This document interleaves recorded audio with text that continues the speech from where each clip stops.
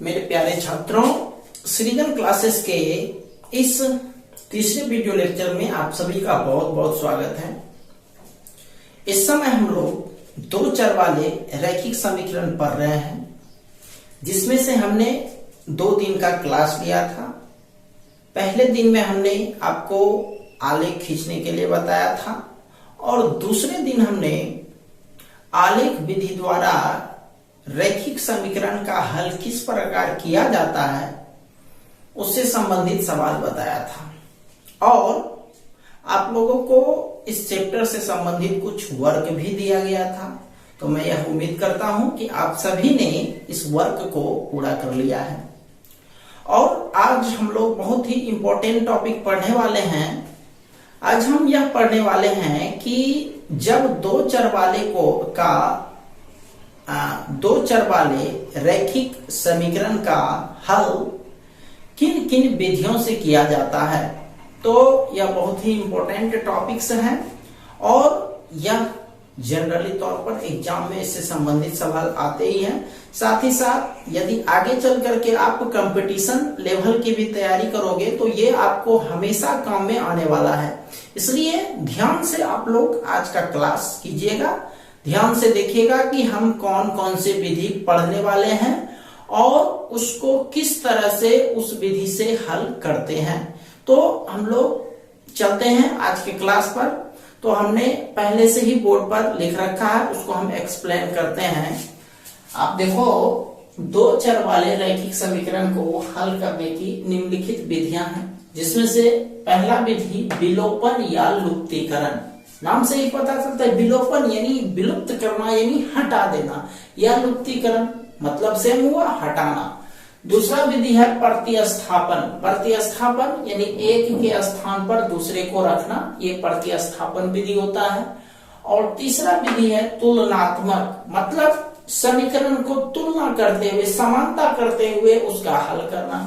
चौथा है वज्र गुणन विधि। वज्र गुणन विधि यह एक फॉर्मूला होता है, फॉर्मूला पर आधारित ये क्वेश्चन होता है, वज्र गुणन विधि। और पांचवा है अनुपात निर्णय विधि। इसमें दो चरों के अनुपातों को लेते हुए उसके बीच समानता स्थापित किया जाता है, उसके बाद समीकरण को हल किया जाता है। तो यह था पांचों विधि। हम लोग अब एक एक करके पांचों विधि में किस तरह से किसी सवाल को हल करना है उस पर डिस्कस करेंगे।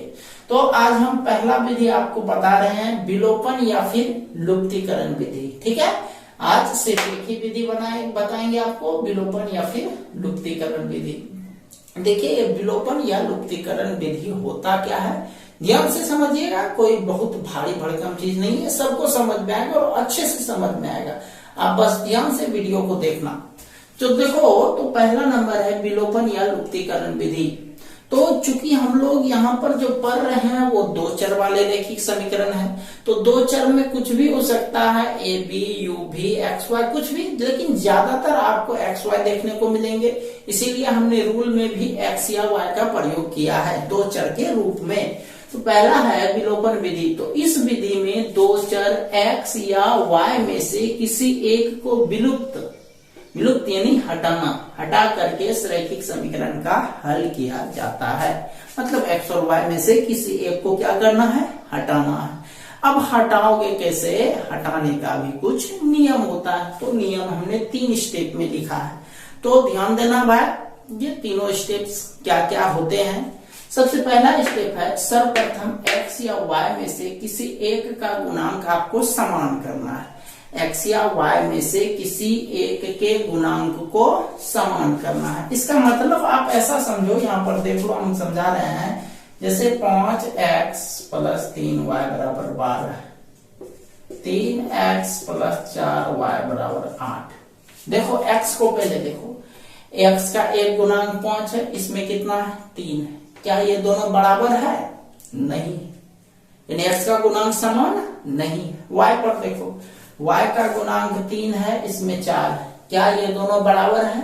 बराबर नहीं है। तो सबसे पहला नियम क्या कहता है कि सर्वप्रथम x या y में से किसी एक का गुणांक समान किया जाता है। तो समान नहीं है तो समान आप करोगे। अच्छा, चलो मान लिया जाए ये। अब देखो, हम ऐसे लिख रहे हैं 3 और ये भी 3। अब देखो x का गुणांक समान तो नहीं है, लेकिन y का गुणांक क्या है, समान है। तो जब गुणांक समान है तो उसको हम लोग हटा सकते हैं। चलो देखो, अब गुणांक समान होने के बावजूद भी क्या कर रहा है, स्टेप दूसरा में पढ़ते हैं। यदि x या y में से जिस चर का गुणांक समान हो तथा चिन्ह एक दूसरे के विपरीत हो, उस चर को विलुप्त किया जाता है। अब देखो यहाँ पर x तो समान है नहीं भाई, y वाला टर्म देखो, y समान है, बिल्कुल y समान है। तो y समान है तो इसको क्या करेंगे, हटाएंगे। अब हटाएंगे कैसे, उसका भी एक नियम है भाई, हटाने का भी एक नियम है, जैसे तैसे नहीं हटाओगे भाई, हटाने का भी एक नियम है। तो क्या कहता है, गुणांक समान और चिन्ह विपरीत। ये प्लस है, गुणांक तो समान हो गया लेकिन चिन्ह विपरीत है, ये भी प्लस है, ये भी प्लस है, चिन्ह तो सेम हो गया, विपरीत तो हुआ नहीं। तो दूसरा रूल क्या कहता है, गुणांक समान होना चाहिए और चिन्ह विपरीत होना चाहिए, तभी आप उसको हटा सकते हो।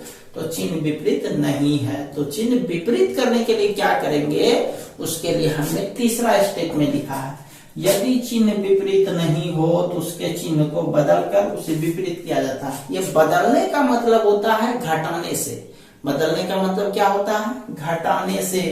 तो बदलेंगे, बदलने का मतलब घटाना। कोई भी संख्या उसके आगे का चिन्ह प्लस रहता है, 7 के आगे का चिन्ह क्या है, प्लस है, तो इसके आगे माइनस करेंगे। 7 के नीचे नहीं करना है, 7 के बगल में ये सोच लो कि प्लस का चिन्ह कहां तक जगह छोड़ेगा, छेकेगा, उसके सीधे में आपको माइनस लिखना है। अच्छा, इसमें 3 का पोजीशन देखो भाई, 3 प्लस है तो उसके नीचे का चिन्ह माइनस देंगे, 8 प्लस है तो उसके आगे का चिन्ह माइनस देंगे। ठीक है, तो ये आपका हुआ चिन्ह बदलना। चिन्ह बदलने से क्या हो गया कि अब पहले वाला चिन्ह नहीं रहा, पहले वाला चिन्ह अब समाप्त हो गया। अब इसको आप ऐसे समझो कि मान लिया जाए आपका एक घर है और आप सभी अपने फैमिली के साथ उस घर में रह रहे हो, और क्या होता है, एकाएक वह आंधी या तूफान या किसी वजह से वह पूरा घर तबाह हो जाता है। और संयोग अच्छा है कि आप जो है एक अपना दूसरा घर भी बना करके रखे हो।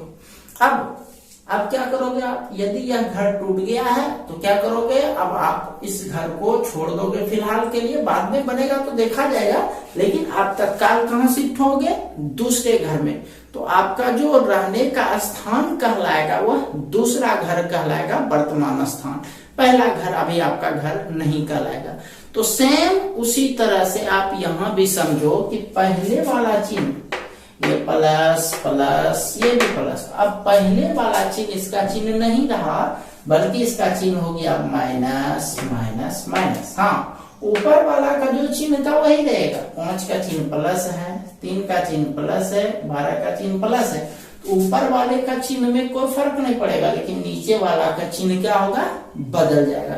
तो ऐसे यही आपको तीसरा स्टेप में कहा गया है कि चिन्ह यदि विपरीत नहीं हो तो चिन्ह बदल करके उसके चिन्ह को विपरीत करना है, तभी उसको विलोपित कर सकते हैं, तभी उसको हटा सकते हैं। ठीक है, चलिए अब जो स्टेप हमने लिखा है उस स्टेप को हम एक एग्जाम्पल से सॉल्व करते हैं। अच्छे से समझिएगा, इन 5 में से सबसे इंपॉर्टेंट फैक्टर है आपका प्रथम विलोपन विधि, यानी प्रथम विधि, विलोपन या फिर लुप्तीकरण विधि। ठीक है, तो पहला विधि पर हम लोग चलते हैं।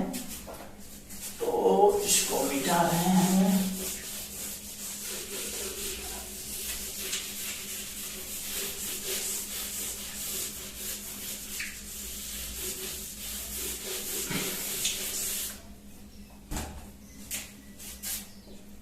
क्वेश्चन है हल करें, ब्रैकेट में विलोपन विधि।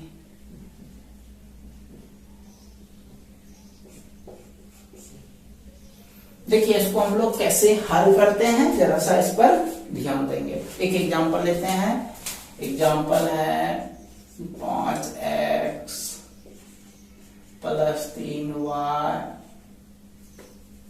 बराबर 24 7x माइनस 2y बराबर 15। ये आपका क्वेश्चन है। इसको हम लोग दो समीकरण मान लेते हैं। ये हो गया समीकरण नंबर 1 और ये हो गया समीकरण नंबर 2। ध्यान दीजिएगा, कुछ भी भारी नहीं है, सबका बनेगा और बहुत ही आसानी से बनेगा। देखिए इसमें करना क्या है, आप पहले देखो x को आप कटाना चाहते हो या y का, किसी एक को आपको हटाना ही है। चाहे आप x को हटाओ चाहे आप y को हटाओ। तो मान लिया जाए हम y को हटाना चाहते हैं। हम आपको दो विधि से इसको बताएंगे, एक बार x को हटा करके एक बार y को हटा करके। तो ये हमारा पहला मेथड है। पहला मेथड से आपको बताते हैं। मान लिया जाए आप कहते हैं कि आप y को हटाना चाहते हैं, तो चलो देखो y का देखो गुणांक कितना कितना है। ऊपर 3 है, नीचे क्या है 2 है। ऊपर 3 नीचे 2 है, तो दोनों को एक दूसरे को दे दो। दोनों को एक दूसरे को दे देना है। इसको ये समझो, जो तेरा है वो मेरा है और जो मेरा है वो तेरा है। दैट मीन्स दोनों का स्थान एक दूसरे को चेंज कर दो। तो देखो यहाँ पर 3 ऊपर है, इसको 3 को हम नीचे वाले में गुना किए। और यहाँ पर 2, चिन्ह नहीं देखना, चिन्ह निगेटिव है पॉजिटिव उससे कोई अथी नहीं है, संख्या देना है। ऊपर में कितना नीचे में कितना है 2, तो 2 को हम लोग ऊपर लेते हैं। समझ में आया बात? यानी ऊपर वाला को नीचे गुना करना है और नीचे वाला को ऊपर गुना करना है। मान लिया देखो आदमी x को यदि कटाना चाहता है, थोड़ा सा मिटा करके बता रहे इसको। मान लिया जाए x को कटाना चाहता तो ऊपर 5 है तो नीचे देते, नीचे 7 है इसको ऊपर देते। ठीक है, तो फिलहाल हम आपको पहले y को कटा करके बता रहे हैं। तो ऊपर वाला 3 नीचे, नीचे वाला 2 ऊपर। समझ में आया? ये गुणा का चिन्ह दे देना है। गुणा का चिन्ह यदि आप दे देते हो, यहाँ पर लैंग्वेज लिखने का कोई जरूरत नहीं है कि समीकरण 1 में 2 से गुना करने पर, समीकरण 2 में 3 से गुना करने पर, वो लिखने का कोई जरूरत नहीं है। डायरेक्ट आप वर्क कर सकते हो। तो 2 से टोटल को गुना कर दो, देखो कितना हो जाएगा। 2 पंचे 10x, 2 तिया 6y, 24 दूनी 48। ठीक है, 3 से नीचे गुना करो, 3 सत्ती 21x माइनस 3 दूनी 6x बराबर 15 तिया 45। ठीक, अब देखो बराबर तो आप कर लिया भाई। अब नियम क्या है, चिन्ह विपरीत होना चाहिए। देखो तो जो आप बराबर किए उसका चिन्ह विपरीत है, बिल्कुल है, प्लस है, एक में माइनस है, तो विपरीत हो गया। तो जब चिन्ह पहले से विपरीत रहे तो नीचे में लिखेंगे जोड़ने पर।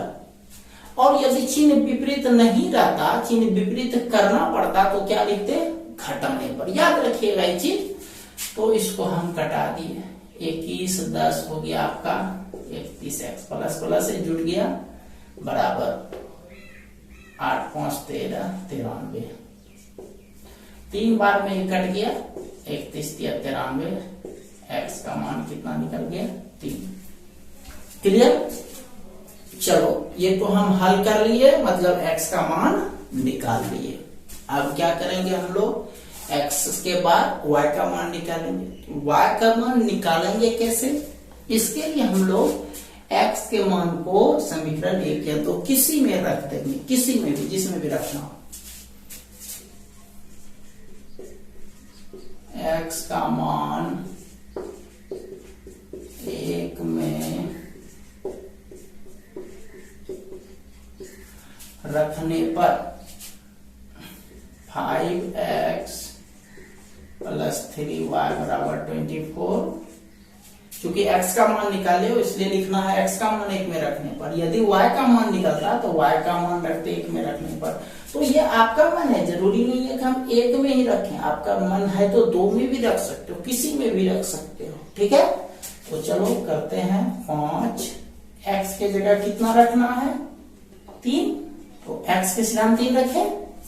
अब देखो प्लस फिर क्या है 3y उतार दिए बराबर 24। अब इसको गुना करो भाई 15 15 प्लस 3y बराबर 24। 15 प्लस उधर जाके माइनस, तो इधर 3y सिर्फ बचेगा। 3y बराबर 24 घटाओ 15, 24 में 15 गया 9, कितना बार में है 3 बार में है, इसीलिए y बराबर 3। समझ में आया? x का भी मान 3 निकला और y का मान भी 3 निकला। कोई जरूरी नहीं है कि दोनों का मान बराबर ही निकलेगा, यहाँ निकल गया वो बात अलग है। तो अब देखो अभी तक आंसर ऐसे नहीं छोड़ देना है, अब लास्ट में लिखना है, ये सब हो जाए तो लिखना है। इसीलिए x बराबर 3, उसके जस्ट नीचे y बराबर 3, ये हो आंसर। ठीक है, चलो इसको पूरा कर लो। आपका ये आपका पहला मेथड है, चलो इसको जल्दी से पूरा करो।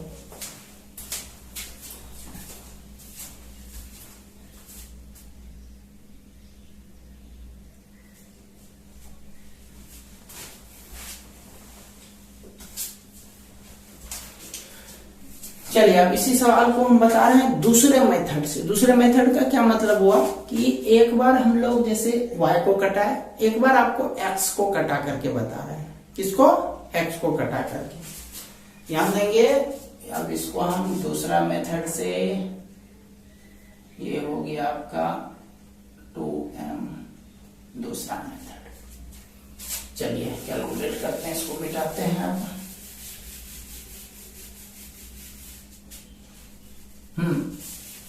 तो दूसरा मेथड का मतलब हुआ एक बार हम y को कटाए थे, इस बार x को कटाते हैं। तो x के दोनों मान को, मतलब x के दोनों गुणांक को समान कीजिए पहले।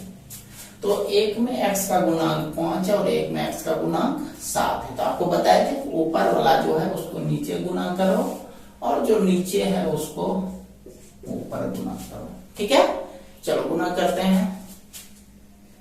7 5 35x, 7 या 21y, 24 7 168, 5 से 35x, 5 दूनी 10y बराबर 15 5 75। चलो एक काम तो समझ गए, पहले बराबर करना था क्योंकि नियम ही कहता है कि गुणांक समान होना चाहिए। तो ये गुणांक तो समान है, लेकिन क्या चिन्ह विपरीत है? देखो 35 35 दोनों का चिन्ह क्या है भाई? ई भी प्लस ई भी प्लस, दोनों क्या है? प्लस ही है। तो इसका मतलब दोनों का चिन्ह विपरीत नहीं है। आपको हम तीसरा स्टेप में लिखाए थे कि यदि चिन्ह विपरीत नहीं हो तो क्या करना है?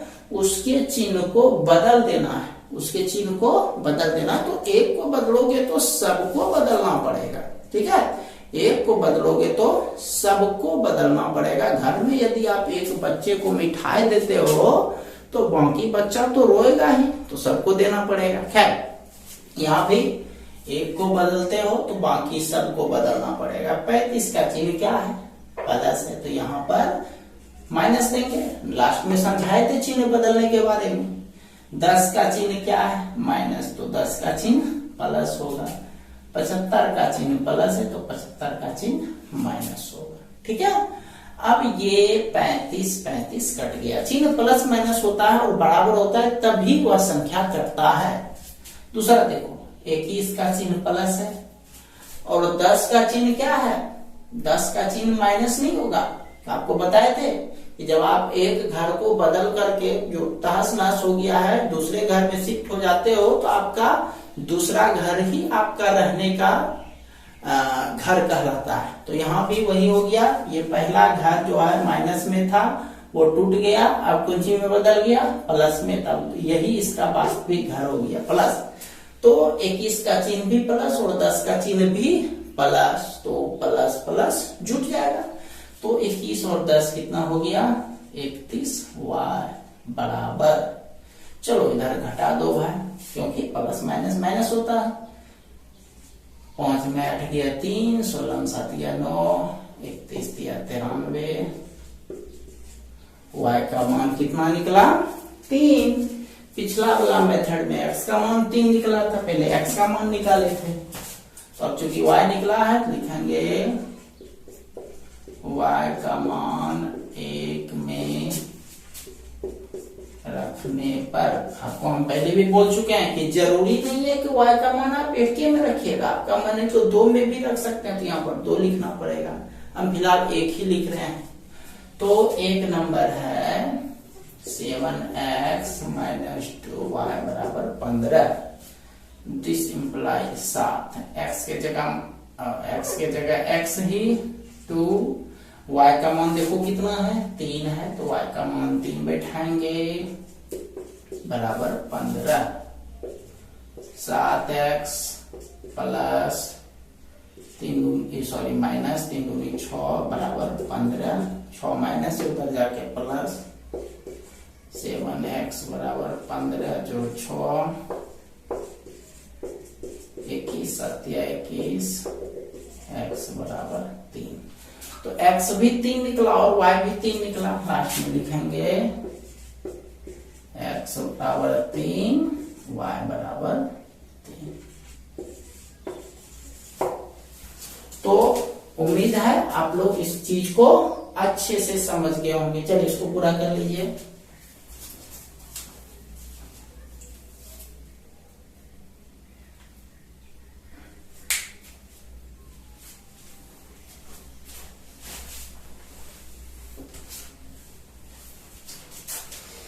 चलिए अब एक और एग्जांपल आज बता देता हूं।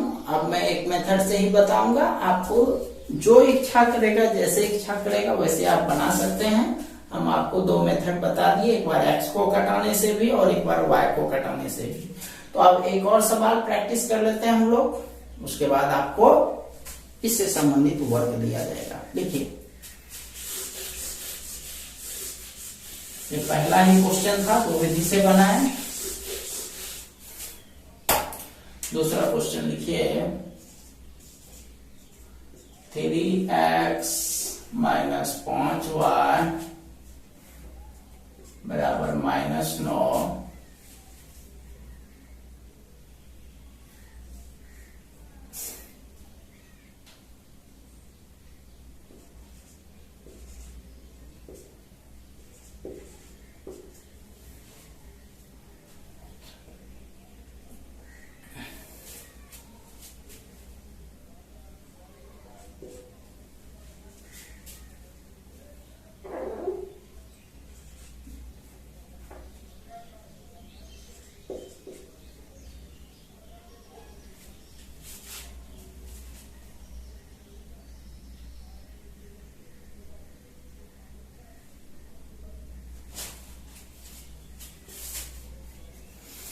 तो दूसरा क्वेश्चन लिखिए 2x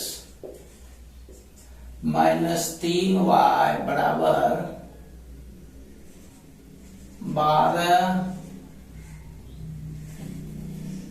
4x -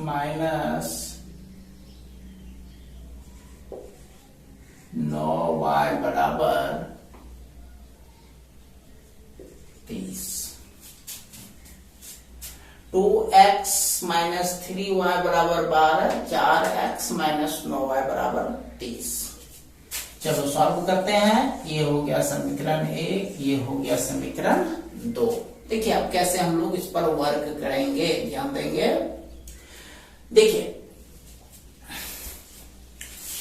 पहले तो बराबर करना है भाई, बराबर तो दोनों है नहीं, 3 9 है। y को यदि बराबर करना चाहते हो तो 3 9 है, x को करना चाहते हो तो 2 4 है, बराबर नहीं है। तो अब आप पहले से सोच लो आपको किसको बराबर करना है। आपको दोनों में बता दिए हैं, x को भी बराबर करने बता दिए और y को भी बराबर करने बता दिए हैं। अब मान लिया जाए आप x को बराबर करना चाहते हो, x को बराबर करना चाहते हो तो क्या करोगे आप भाई, x वाला टर्म को एक दूसरे को दे दोगे। 4 है तो ऊपर 4 दे देना है, ऊपर 2 है तो नीचे 2 देना है, ठीक है। और यदि y वाला को कुछ करना है, y वाला को बराबर करना है, तो नीचे में 3, ऊपर में 3 है तो उसको नीचे गुना करना है, और नीचे में 9 है तो उसको ऊपर गुना करना है, ठीक है। ये तो आप समझ गए, अंक को एक दूसरे को दे देना है। इसमें आपको बताया कि जो तेरा है वो मेरा है, जो मेरा है वो तेरा है। दैट मीन्स दोनों का चिन्ह एक दूसरे को दोनों का संख्या, दोनों का गुणांक एक दूसरे के पास चला जाएगा। ठीक है, तो यह बहुत ही आसान मेथड, इसमें कुछ सोचना नहीं पड़ता है।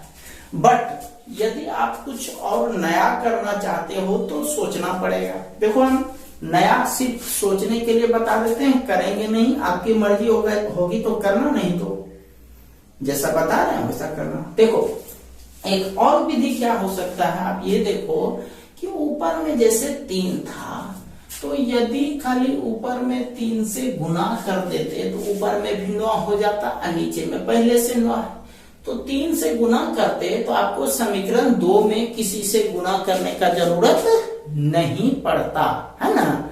और दूसरा चीज आप ये समझो कि मान लिया जाए हम x को घटाने का मन हो गया हमारा, तो ऊपर में चिन्ह क्या है, प्लस है, ऊपर में चिन्ह क्या है, प्लस चिन्ह, जो भी है संख्या 2 है, नीचे में 4 है, तो ऊपर में यदि सिर्फ हम 2 से गुना करते हैं तो 4 हो जाएगा ऑटोमेटिक, है कि नहीं। तो अब जब 2 से गुना करेंगे तो नीचे में किसी से गुना करने का जरूरत नहीं रहेगा। तो आपका मर्जी है कि आप सिर्फ एक में गुना करना चाहते हो या फिर दोनों में गुना करना चाहते हो। एक में गुना करना चाहते तो पहले से सोच लो कि इसमें ही इतना से गुना करेंगे तो हमको फायदा हो जाएगा। ठीक है, खैर चलो हम जो आपको पिछला में बताया वैसे ही हम बता रहे हैं। तो हम y को घटाना चाहते हैं, तो y को घटाना चाहते हैं तो ऊपर 3 है तो 3 नीचे डाल देते हैं, नीचे 9 है तो इसको ऊपर डाल देते हैं। ठीक है, चलो गुना करते हैं। 18x 9 27 y बराबर 8 होता से 3 चौक 12 x 3 9 27 y बराबर 30 90 हो तो गया, बराबर 27 27 तो हो गया। लेकिन क्या उसका चिन्ह विपरीत है? नहीं है, क्योंकि इसका भी चिन्ह माइनस, दूसरे का चिन्ह भी माइनस, तो दोनों 27 माइनस है, तो चिन्ह क्या करना पड़ेगा, चिन्ह बदलना पड़ेगा। तो बदलो इसको भाई, कैसे बदलोगे, ये प्लस है 12 तो ये होगा माइनस, ये माइनस माइनस है तो यहाँ लिखेंगे प्लस, प्लस है तो यहाँ लिखेंगे माइनस।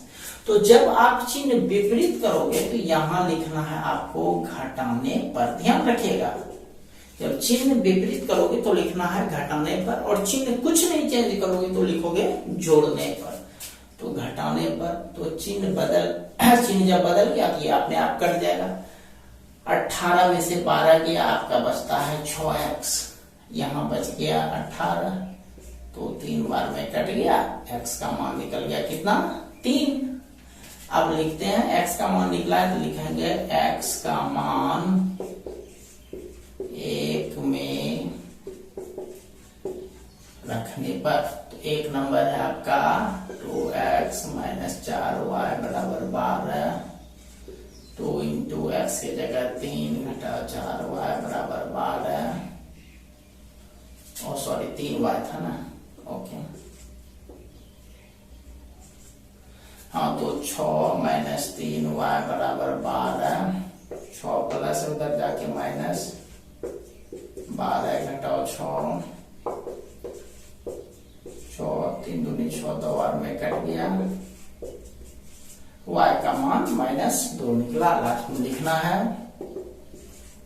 x का मान 3, y का मान -2। समझ गए बात को? तो इसको आप लोग क्लियर कर लीजिए।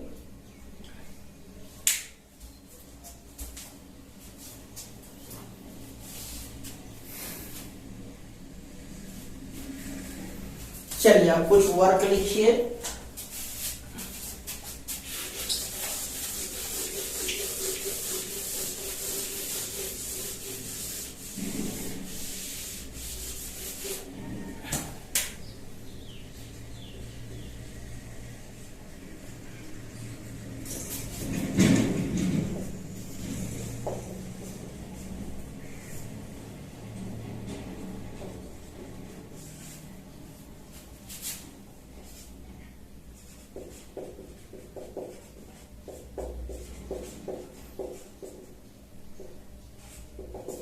विलोपन विधि से हल करना है।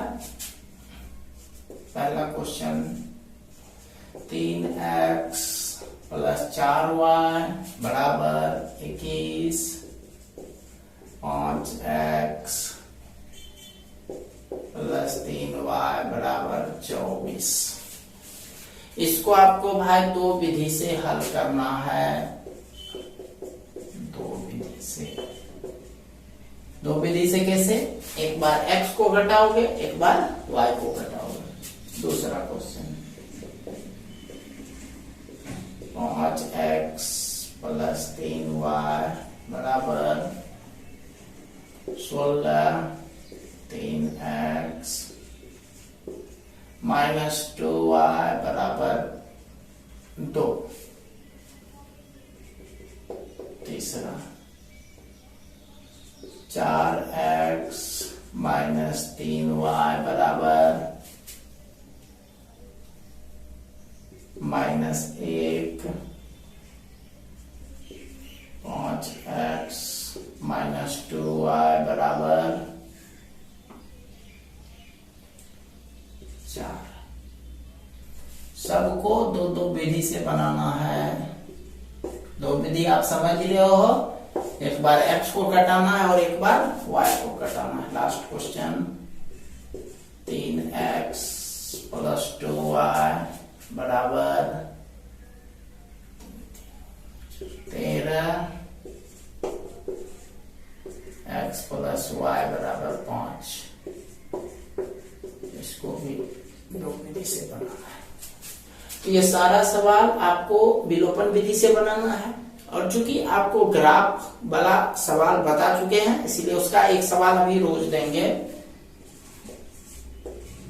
आलेखीय विधि से हल करें। 2x प्लस y बराबर 8, x प्लस y बराबर 5। ठीक है, तो इन सारे सवालों को आप लोग वर्क के रूप में पूरा कर लेंगे। कल एक दिन और हम लोग विलोपन विधि से क्लास लेंगे, इसमें कुछ और नया नया सवाल बताएंगे। ठीक है, तो फिलहाल आज जो वर्क दिया गया उसको अच्छे से पूरा कर लेंगे, और हम यह भी चाहेंगे कि हमारे जितने भी स्टूडेंट हैं वो कंटिन्यू रूप से क्लास करें, कंटिन्यू रूप से वीडियो लेक्चर देखें। यदि मान लिया जाए आज आप नहीं देख पाए हो दिन भर, तो कोशिश करो रात में जरूर उस वीडियो को लिख करके उसका नोट्स बनाइए और उससे संबंधित वर्क बनाइए। कल संडे है, आप लोगों की छुट्टी है, इसलिए आप लोग का जो भी छोटा बड़ा भाग है उसको आप लोग अच्छे से पूरा कर लेंगे। ठीक है, उसको आप लोग अच्छे से पूरा कर लेंगे। कल बिल्कुल छुट्टी रहेगा, दिन भर का आपके पास टाइम है। तो मिलते हैं हम लोग नए क्लास में मंडे को। तब तक के लिए आप सभी का बहुत बहुत धन्यवाद।